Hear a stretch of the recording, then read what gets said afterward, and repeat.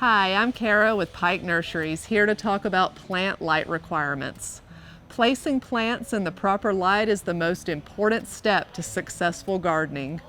Without the right amount of light, your plants simply won't thrive.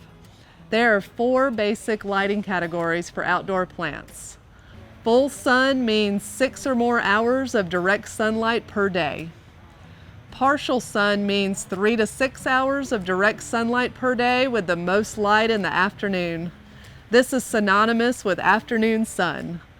Partial shade means 3 to 6 hours of direct sunlight per day, but with protection from the intense midday and afternoon sun.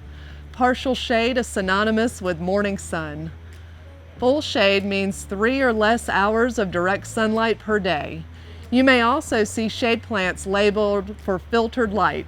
This refers to dappled shade like what you would find under a tree canopy.